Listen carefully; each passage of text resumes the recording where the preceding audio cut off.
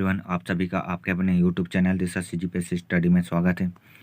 दोस्तों, SI exam के pre model paper series को आगे बढ़ाते हुए आज का क्वेश्चन स्टार्ट करते हैं, जो परीक्षा की दृष्टि से बहुत इम्पोर्टेंट है। तो दोस्तों, अभी तक आपने हमारे चैनल को सब्सक्राइब नहीं किया है तो जल्दी से हमारे चैनल को सब्सक्राइब कर लीजिए और बेल आइकन के बटन को प्रेस कर लीजिए, जिससे हमारे आने वाली वीडियो की नोटिफिकेशन की जानकारी आपको पहले मिल जाए। तो दोस्तों, स्टार्ट करते हैं आज का पहला क्वेश्चन। भारत का प्रथम गवर्नर जनरल कौन था? दोस्तों, भारत का प्रथम गवर्नर जनरल विलियम बेंटिक था। इसका राइट आंसर होगा option C, Lord William Bentinck Bharat का प्रथम गवर्नर जनरल था।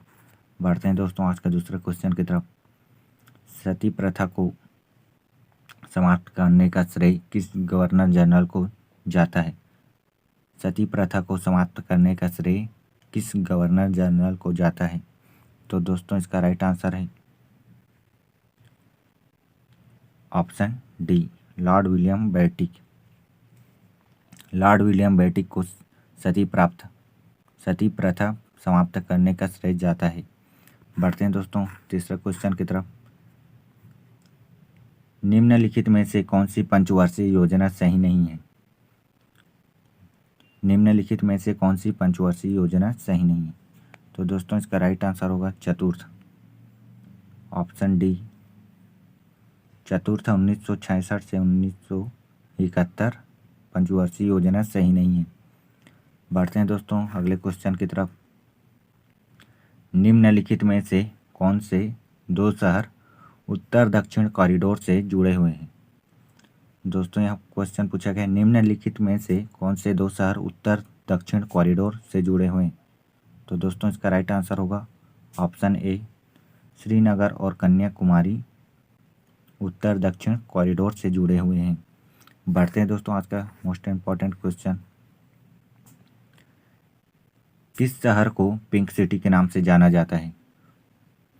दोस्तों, सभी को पता होगा, जयपुर सिटी को पिंक सिटी के नाम से जाना जाता है। बढ़ते हैं दोस्तों आज का क्वेश्चन नंबर 6 की तरफ, जो बहुत इम्पोर्टेंट क्वेश्चन है। भारत में प्रथम होम रूल लीग की स्थापना किसने किया?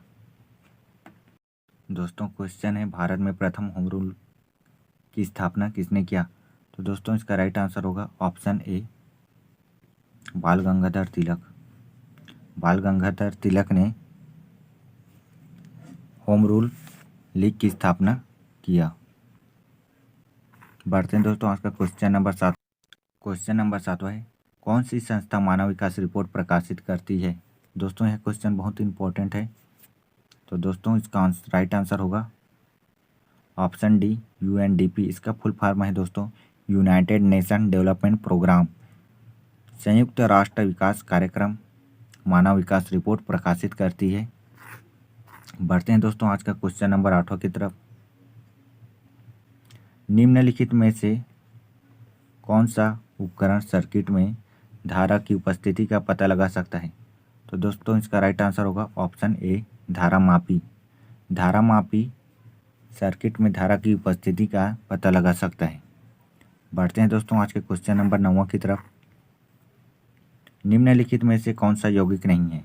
तो दोस्तों, इसका राइट आंसर होगा ऑप्शन सी, लोहा यौगिक नहीं है। बढ़ते हैं दोस्तों आज का क्वेश्चन नंबर 10वां। कावेरी नदी निकलती है। दोस्तों, इसका राइट आंसर होगा ऑप्शन ए, ब्रह्मगिरी की पहाड़ियाँ से कावेरी नदी निकलती है। बढ़ते हैं दोस्तों क्वेश्चन 11 की तरफ। तृतीय गोलमेज सम्मेलन किस वर्ष में आयोजित किया गया था? राइट आंसर है दोस्तों ऑप्शन ए, 1932 में। 1932 में तृतीय गोलमेज सम्मेलन आयोजित किया गया था। बढ़ते हैं दोस्तों क्वेश्चन नंबर 12 है, किस उपन्यास में भारत का राष्ट्रगीत प्रकाशित हुआ था? राइट आंसर है दोस्तों ऑप्शन सी, आनंद मठ। आनंद मठ में राष्ट्रगीत का प्रकाशित हुआ था। बढ़ते हैं दोस्तों क्वेश्चन नंबर 13 की तरफ। लंबाई की एसआई इकाई है तो दोस्तों इसका राइट आंसर होगा option A metre. Next question है दोस्तों, भारत के संविधान के निम्नलिखित अनुच्छेद में से कौन सा भारत के नियंत्रक और महालेखा परीक्षक CAG को एक स्वतंत्र कार्यालय प्रदान करता है? तो दोस्तों इसका राइट आंसर होगा ऑप्शन ए अनुच्छेद 148, इसका राइट आंसर होगा। नेक्स्ट क्वेश्चन है दोस्तों, भारतीय प्रतिभूति और विनिमय बोर्ड निम्नलिखित में कहाँ पर स्थित है? तो इसका राइट आंसर होगा दोस्तों ऑप्शन ए मुंबई। पोटेशियम एक रासायनिक तत्व है जिसका चिन्ह है, इसका राइट आंसर होगा दोस्तों ऑप्शन डी के। पोटेशियम का रासायनिक तत्व है जिसका चिन्ह है के से पोटेशियम को दर्शाते हैं। बढ़ते हैं दोस्तों आज के क्वेश्चन नंबर 17वां की तरफ। भारत के संरक्षित जैवमंडल के संदर्भ में निम्नलिखित में क्या संरक्षित जैवमंडल नहीं है? तो दोस्तों इसका राइट आंसर होगा ऑप्शन ए दाचिगम संरक्षित जैवमंडल नहीं है। बढ़ते हैं दोस्तों अगले क्वेश्चन की तरफ। क्वेश्चन नंबर 18वां, प्रांतों में डायरकी के उन्मूलन की सिफारिश किस अधिनियम द्वारा की गई थी? दोस्तों इसका राइट आंसर होगा ऑप्शन डी 1935 का भारत सरकार अधिनियम के द्वारा प्रांतों में डायरकी के उन्मूलन की सिफारिश की गई थी।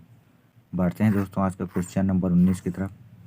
भारत में एकल नागरिक की अवधारणा अपनाई गई है, तो दोस्तों इसका राइट आंसर होगा ऑप्शन ए इंग्लैंड से भारत में एकल नागरिक की अवधारणा अपनाई गई है।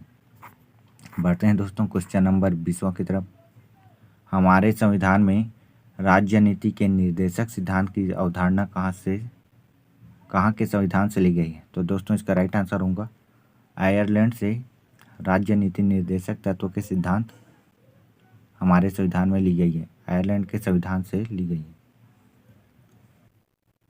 क्वेश्चन को आंसर देना है, आपको कमेंट बॉक्स में कमेंट करना है। भारत के दक्षिण छोर क्या कहलाता है? तो दोस्तों इसका आप लोग सभी कमेंट में आंसर ज़रूर बताएं और दोस्तों अपने इस वीडियो को